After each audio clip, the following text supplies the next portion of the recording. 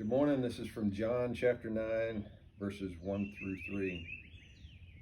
It says, As Jesus was walking along, he saw a man who had been blind from birth. Rabbi, his disciples asked him, why was this man born blind? Was it because of his own sins or his parents' sins? It was not because of his sins or his parents' sins, Jesus answered. This happened so the power of God could be seen in him. The disciples' question was a sincere one, but it showed a complete misunderstanding of God's work in an individual's life. I mean, think about it.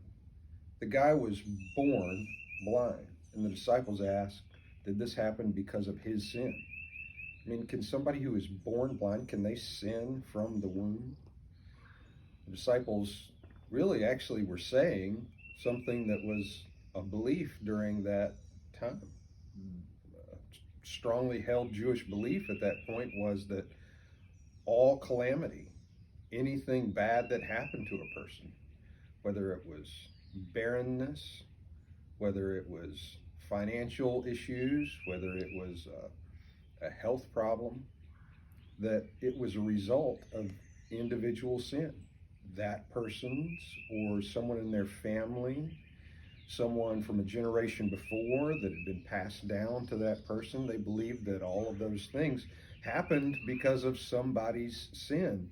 And Jesus, with one statement, turned that on its head.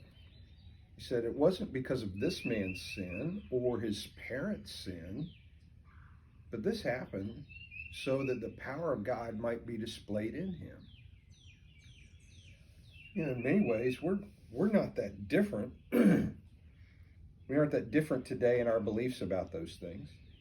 In today's church, there are plenty of people that still think that trials are a sign of God's displeasure. Now, let me be clear. Some of those things do happen because of our sin.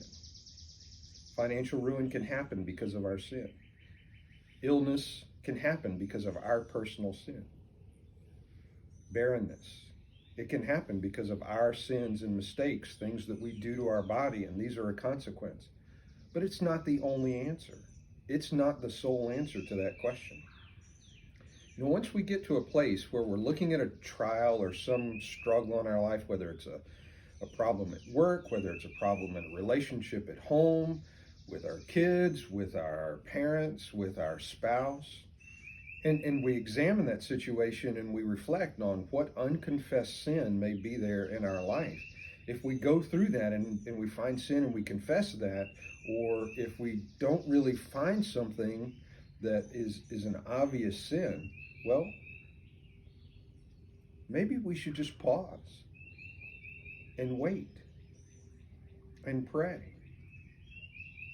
and trust that somehow in the midst of that struggle, whether it's an illness or a relationship issue, as long as we're focused on the Lord, maybe we should pause long enough to see how that situation might be used for God's glory. Maybe we're in that same circumstance as this man who was born blind.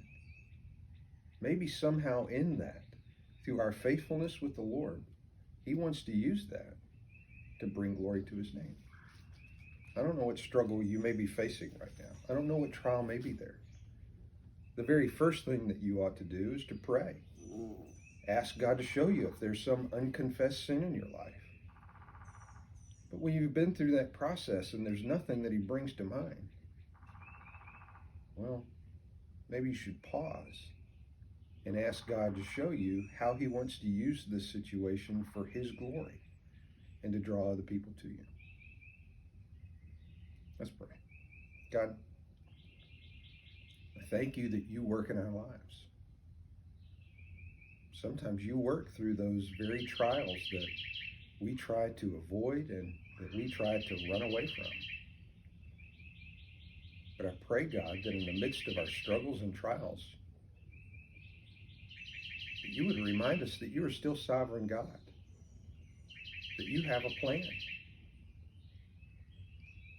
and that your plan sometimes means that we have to walk through a valley. where the shadow of death resides. But there,